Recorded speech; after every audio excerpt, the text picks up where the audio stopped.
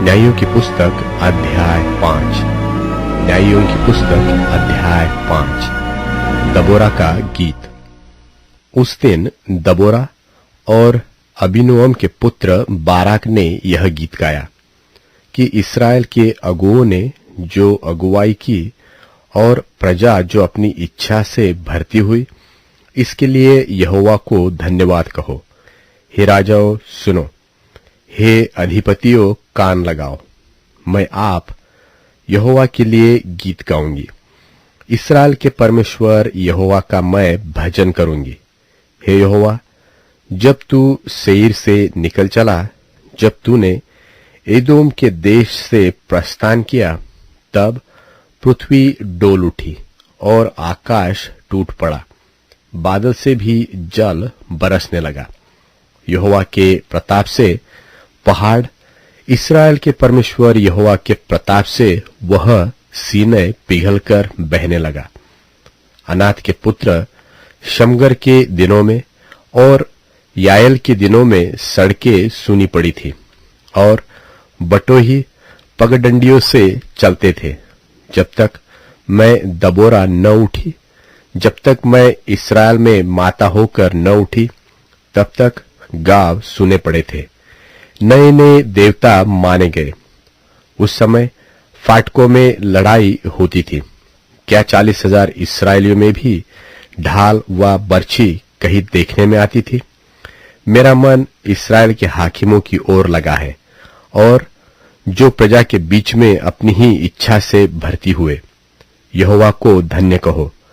हे उजली गधियों पर चढ़ने वालों, हे फर्शों पर विराजने वालों, हे मार्ग पर पैदल चलने वालों, ध्यान रखो। पनघटों के आसपास धनुर्धारियों की बात के कारण वहां वे यहोवा के धर्ममय कामों का, इसराइल के लिए उसके धर्ममय कामों का बखान करेंगे। उस समय यहोवा की प्रजा के लोग फाटकों के पास गए। जाग जाग हे दबोरा, जाग जाग, गीत सुना।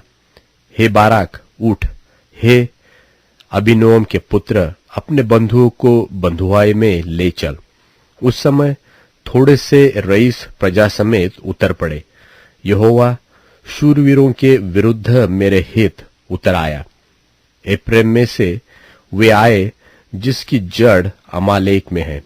हे बिन्यामीन, तेरे पीछे तेरे दलों में माकिर में से हाकिम और जबलून में से सेनापति का दंड लिए हुए उतरे, और इस्साकार के हाकिम दबोरा के संग हुए।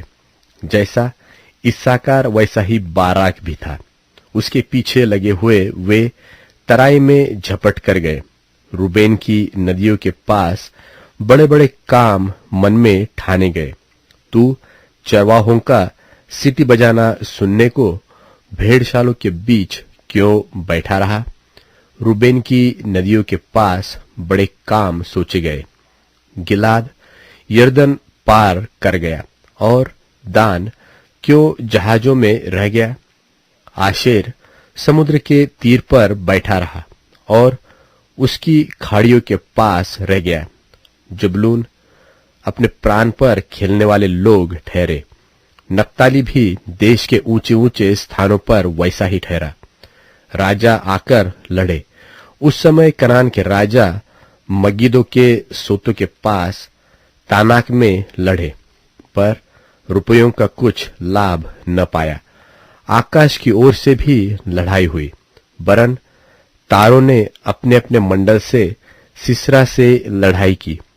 किशोन नदी ने उनको बहा दिया, अर्थात वही प्राचीन नदी जो किशोन नदी है। हे मन, हियाव बांधे आगे बढ़।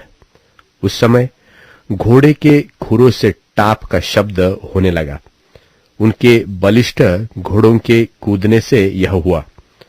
यहोवा का दूत कहता है कि मेरोज को शाप दो, उसके निवासियों को भारी शाप दो, क्योंकि वे यहोवा की सहायता करने को, शूरवीरों के विरुद्ध यहोवा की सहायता करने को न आए।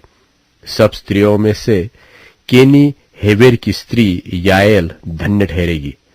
डेरों में से रहने वाली सब स्त्रियों में वह धन्य ठहरेगी।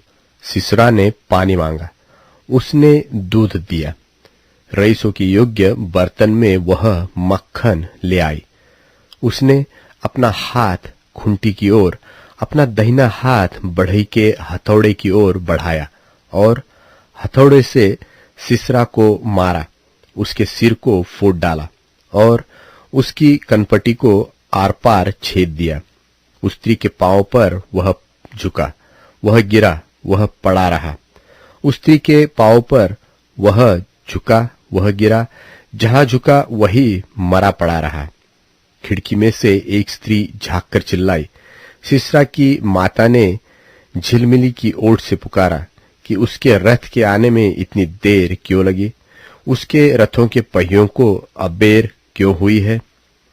उसकी बुद्धिमान प्रतिष्ठित स्त्रियों ने उसे उत्तर दिया, वरन उसने अपने आप को इस प्रकार उत्तर दिया कि क्या उन्होंने लूट पाकर बाट नहीं ली?